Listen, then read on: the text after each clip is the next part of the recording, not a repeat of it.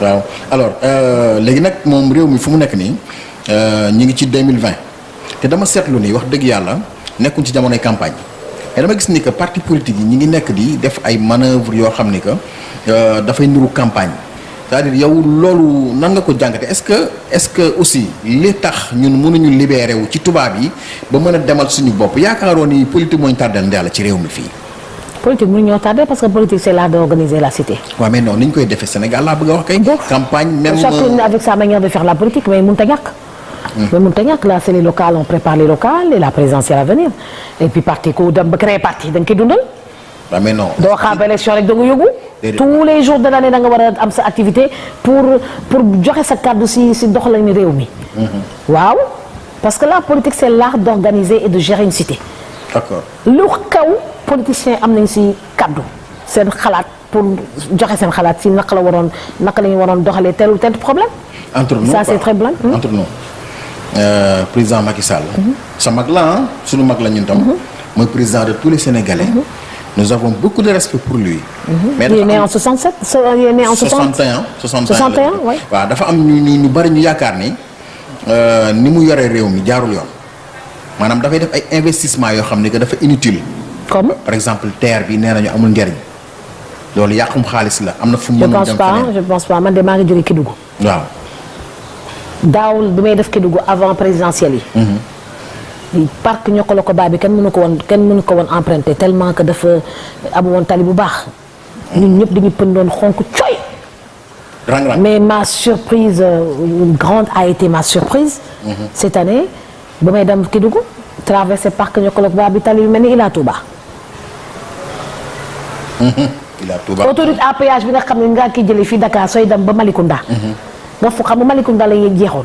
léegi nag fële na ba après Mbour. macha allah. kon nga jóge fii bëgg a dem Saint-Louis. VDN prolongé bi dem na ba côté Malika. nga la fas yéene dem ba Saint-Louis. mais pareegul nag des na. pareegul. mais day baax. incha allah. loolu vraiment.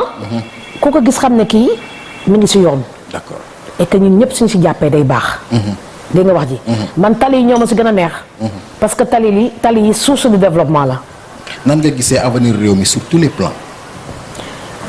avenir réew mi yow tamit ñun ñoo war a suñu liggéey raw màkk suñu liggéey raw Qatar ndax am na ay temps yoo xam ne màkk ak Qatar gis nañ ñëpp soo duggee ci archive yi ci internet bi gis nañu mu meloon. ñun am nañu pétrole am nañu gaz am marbre boo xam ne laalaguñu ko am fer am or et cetera kon liggéey rek moo ñu war le seul problème qu'on a mooy dañuy wër ndomb président dañ koy wër ndomb. ba à la limite parfois du respirer du noyyi. ñan ñoo ko ndomb.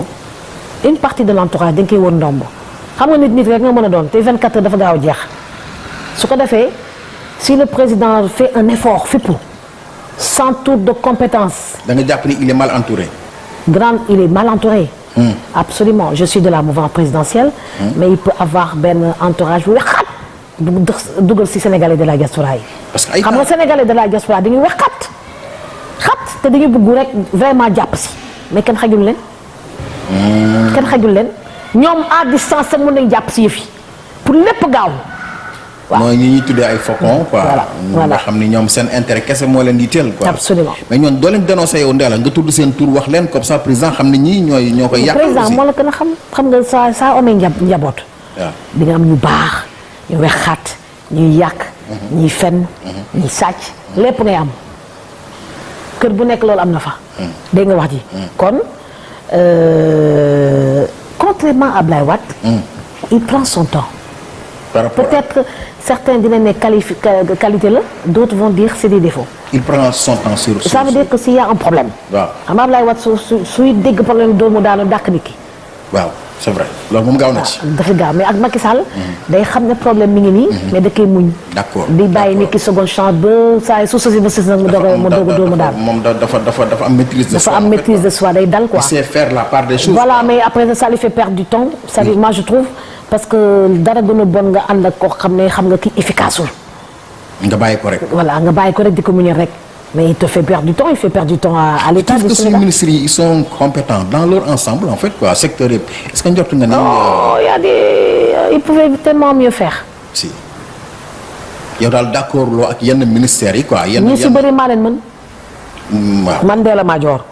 man am na ministre yu fi nekk ñu si bëri yoo xam nga ma. waaye yow Ndella lu tax kenn deful ministre ba léegi yow man laa xamul loolu pour lan la. c'était pas possible par exemple si 2019 bi. waaw c'était pas possible parce que jàppale wu ma ko woon moom laa doon jàppale mais après gars yi daw res parce que ragal ma et puis madame jàppale Madické Niang et puis Madické Niang on a gagné la bataille de communication voilà donc après il pouvait pas même si après automatiquement avant muy def sa première conférence de presse s'il a démissionné si Madické 2019 ne damay jàppale Macky Sall parce que finalement j'ai vu que tous les autres partis politiques dès l'instant que bëgguñu woon se déposer recours amuñu woon représentant au niveau des bureaux de vote amuñu woon PV mu nekk ñuy perdre loo ñu suñu temps ñun ñëpp je dis écoute basta et j'ai préféré rejoindre la mouvance présidentielle donc doo ñëw léegi rek ñu ne la rek lay nommé non.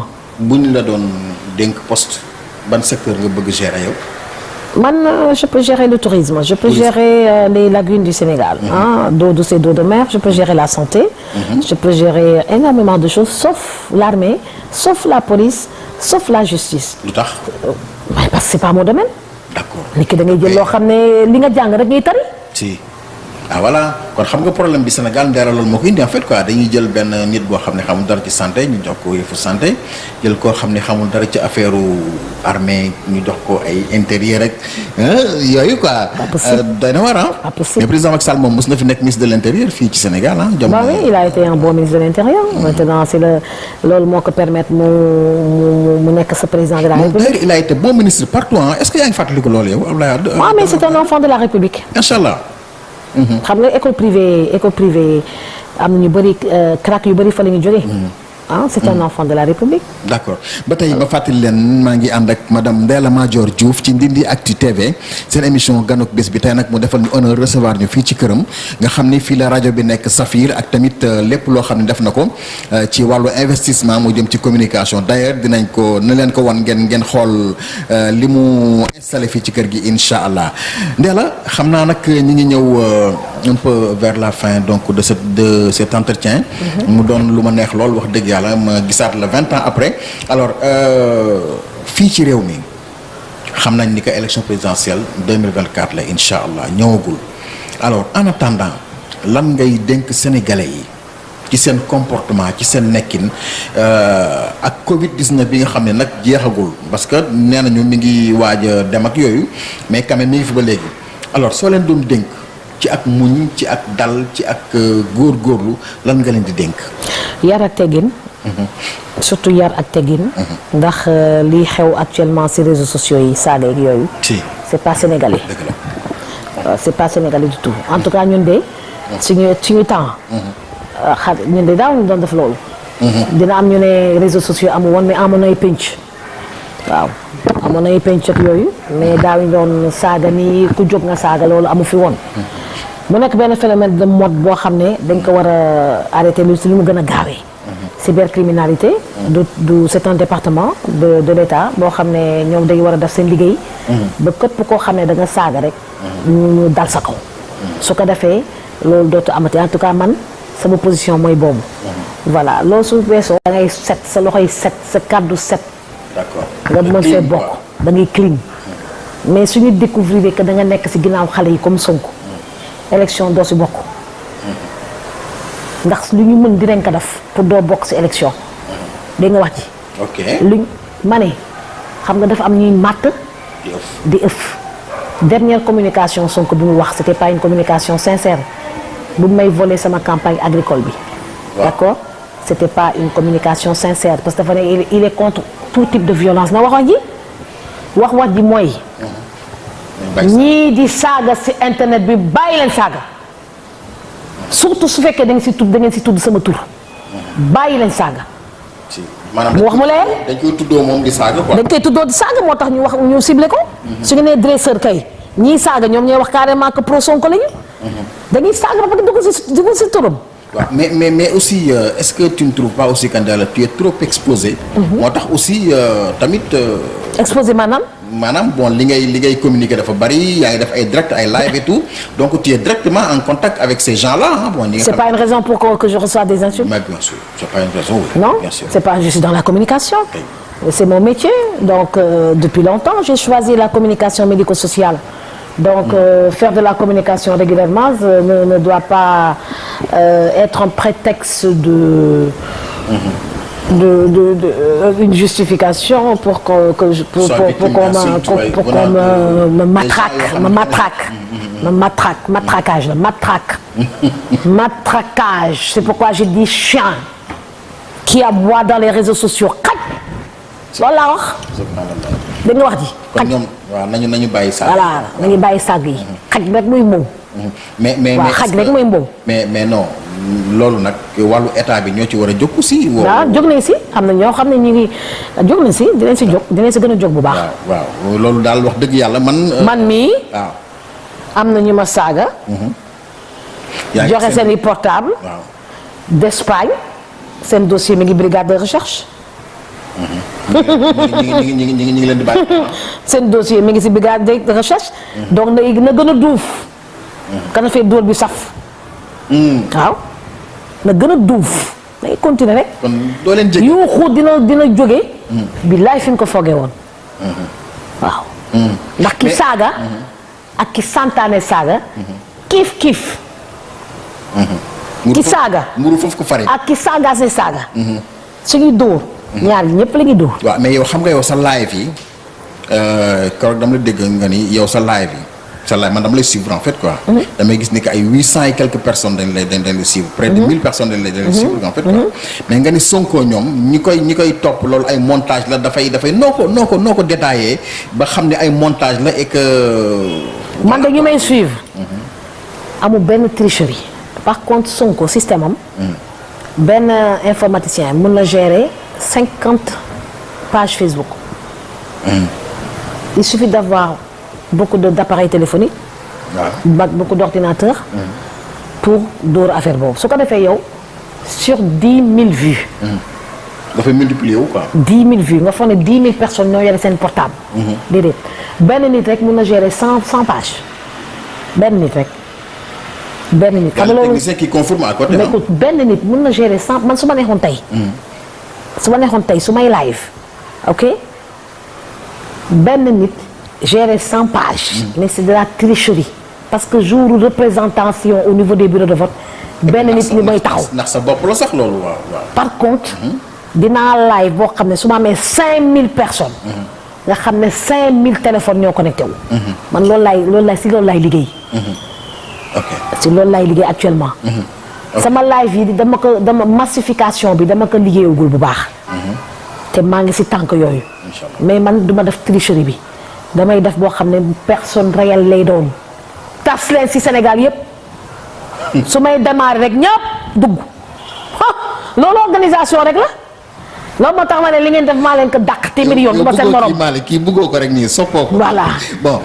su may commencé. waaw su ma commencé live dëgg ngeen xam ne commencé naa damay foo nii rek. ndeysaan. bi daaxi ay yoo xam nga ma. waaw. xam nga ma. oh gaynde maa ngeen doxoon toog rajo. gaynde di leen doxoon toog suñuy live ba suñuy live nga xam lépp dëgg la. ndeysaan. waaw. yaa ngi fàttaliku temps ñuy jël ñu def gàngoor dem fële.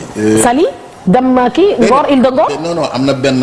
Lac Rose. Kumba Gawla am na fu mu doon joué. nga ne ñëw leen gunge ma. yëpp laay yóbbaale. ñoom li ñuy def maa leen ko dàq mais man bu naturel bi laay def ñoom. bu faux bi la ñuy def. xam nga moo si gën a am solo. soo amee 10 000 vues. mu nekk 10 000 Sénégalais yu connecté wu. xam nga émission bi dañ koy def 2 parties. waaw dañ koy def 2 parties parce que macha allah waxtaan dafa riche quoi. waaw léegi man yow dama bëgg nga wax ma sa ay perspectives c'est-à-dire yow ci jamono ji ci li nekk sa kanam lan mooy sa ay ambition en fait quoi. mais samay ambition c'est de participer au développement de mon pays c'est tout. Je suis de la mouvance présidentielle. mu nekk benn c'est pas facile également. parce que soo ñëwee dina am ñu lay xatal. dina am ñoo xam ne dañ lay souhaiter la bienvenue am ñoo xam su ma ñëwee dañ may fóon. Marie Diane dama ñëw daf may lox daf may fóon su ma gisee daf may fóon sama yaram day daw Zahra Iyane Thiam su ma gisee daf may lëng daf may fóon. microfinance ñoom ñëpp sama xarit lañu. Adji Mbergane Kanouté ok xam nga mos naa def ma réseau yére bi ça l'a sonné. may Simba keroog. et je disais que y avait trop de mendiants dans le pays. Là dans Simba. Voilà donc Adji Mbergane c'est une amie. Et puis voilà maintenant dina am quelques gens mais en général c'est les bas niveaux. Voilà c'est les bas niveaux qui se va. xaw leen a éclipsé wala. c'est les bas niveaux mais c'est les bas niveaux ah yow tamit man su ma ñëwee ñu xam ne egsi na. sa bës dafa xajul fenn yow. su ma egsee su may ñëw nga xam ne xam nga dafa mën ni. loolu yàlla moo ko def si nit. Ndella Madior su ñëwee si benn réunion. yéen ñaar bu ngeen gisante ne di waxtaan lu ngeen di wax si vous débattez sur quoi en fait. mais sur les problèmes du pays. gëj nañu gisee nag. ngeen gisee. waaw. mët na non si dialogue national bi waxtaan nañu jot nañoo waxtaan si dialogue national bi. waaw et cetera donc. def nga ay propositions ay. absolument donc. ok voilà du woon gise bu gudd bu yàgg mais bon. donc tu sais comme j'ai l'habitude de dire à l'APR. moi je chôme pas. man je ne chôme pas et que j'ai une liberté de circulation. aw ma sens interdit si dëkk bi. barke Demba Ndiol damaa ngi dem Kédougou. dans la fête campagne agricole. di fa waaj a delluwaat. dafa installé rajo ak télévision si YouTube. inch'Allah. samay lëkkaloo sama yëpp am naa ko pare foofu. kon xam kooku nelawu. fu rajo yi toll am na ay jëmi jamono un peu partout. un peu partout waaw am na Saly Touba. nu fi bëri dañ ko yàq. xale yi dañuy mën a yàq. liggéeykat yi nga. xam nga benn bas. un jour mus na fay 12 rajo en même temps. am déet. si benn daas dafa jékki-jékki fay 12 stations de rajo en même temps. xam nga taw lu war a loolu. da ngay dénk nit rajo mu moomu ko. moomu rajo bi. lekk xaalisu rajo bi. fooye rajo bi. indi fa ay copinam yàq rajo bi te duñ la versé facture courant di la si topp ak facture waaye di la si topp kenn du la sonal ñëpp di la sonal. mais loolu moo nekk ci station régionale yi. mais nan ngay recruter ñooñu aussi est-ce que da ngay jël ay nit ñoo xam ne rek amuñu benn formation. xam nga man au départ xam nga lan moo ma sonal. dama gaaw yërëm ci recrutement moo tax léegi recruter tuma damay bàyyi dama am cabinet boo xam ne mooy toppatoo recrutement yi. jël ci nekkati. sama yoon nekkut ci. parce que man ku jàkkaarloog man rek. pour man war naa la trouver solution. même su fekkee amuloo niveau. ok musuma jàkkaarloog nit ci entretien te placé wu ma la quelque part. ma nettali la man maa ak yow bi ñu njëkkee toog xam nga mi ñi doon def ma nettali ko gars yi ñi ngi doon def benn vendredi samedi dimanche VSD. ok les VSD. jour boobu je me rappelle man ak Carlo Rogers. Carlo Rogers ñoo njëkk benn gabonais. waaw ñu fi ba léegi qui fut un grand animateur d'ailleurs. très bon animateur. ñu defandoo guddi gi yëpp. tu nous as appelé à 5 heures du matin. pour nous féliciter en direct à l'antenne. alors le lendemain ñu woo ñu téléphone. ok sa secrétaire woo ñu nañ ñëw. bi ñu génnee Carla mu ngi naan ma est-ce que dinañ ñu woo ma ne ko. ndeysaan bien si comprendre mais bi ma ñëwee ma toog ak yow li ma njëkk a wax mooy boo toogee ci antenne bi dis-toi que président de la. mooy ñu lay déglu. voilà alors laa ngi kon wax jooju xam nga dama ko retenir ba léegi. ndeysaan donc c'est important quoi donc Ndella Madior Diouf man j'ai beaucoup de respect pour toi yal na yàlla defal gudd fan. amiin waxtaan bi neex na macha allah donc li ñu bëggoon dégg yëpp dégg nañ ko macha allah. donc li ñu doon xaar ci yow am nañ ci lu kaw suñu njor léegi nag dañ lay bàyyi wax dëgg nga tàggatoo. wax li nga xam ni daal moom moo la metti ci réew mi leen neex la naqari. li ma neex li ma naqari. man de li ma neex ci réew mi daal.